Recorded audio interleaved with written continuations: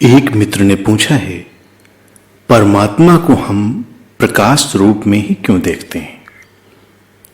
परमात्मा की प्रकाश की परिकल्पना हमारे भय से निकली है। हम भयभीत हैं, हमें अपने आप से डर लगता है, हमें अपने मिटने का भय लगता है, हमें अपने खो जाने का डर है, क्योंकि हमारी अपने बारे में निर्मित धारणाएं हैं, अपने बारे में पूर्वाग्रह हैं, दूसरों के बारे में भी हमारी धारणाएं और पूर्वाग्रह हैं। इस सारे जगत के समाप्त हो जाने के डर से हम घबराते हैं। ईश्वर या परमात्मा हमारी धारणाएं हैं। परमात्मा के बारे में, ईश्वर के बारे में हम जो कुछ भी सोचते हैं वो हमारे अनुभव से ही निकला हुआ प्रक्षेपण है, प्रोजेक्शन है। वेद, उपनिषद, बाइबल या कुरान, सभी धर्म ग्रंथ यही बात कहते हैं कि परमात्मा प्रकाश जैसा है। हम अंधेरे से प्रकाश की ओर जाने की कामना करते हैं। हम परमात्मा के बारे में वही कल्पनाएं गढ़ते हैं जो हमें अच्छी लगती हैं। अंधकार व्यक्ति को भयभीत करता है। अंधकार से व्यक्ति घबराता है, डरता है। इसलिए शायद ही कोई हो जो परमात्मा को अंधकार जैसा देखने की चेष्टा करता हो।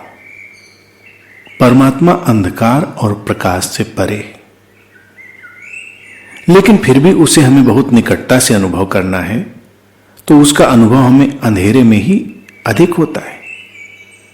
अंधेरा हमें सीमाहीन बनाता है, हमें सीमाओं से मुक्त करता है, और जितना भी उलझाव है वो सीमाओं का ही है।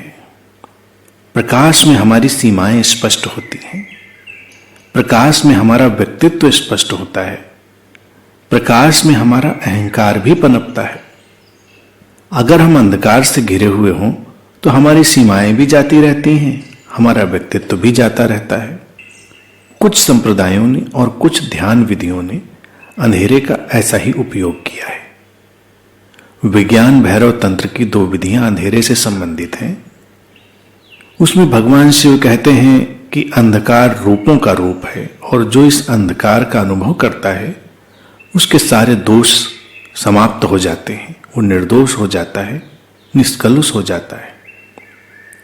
रूपों का रूप क्या है? रूपों का रूप परमात्मा है, परम चैतन्य है। रूपों का रूप वही हो सकता है जिसमें सारे रूप खो जाते हों। वही एक चेतना है जो अनेक अनेक रूपों में अभिव्यक्त होती है।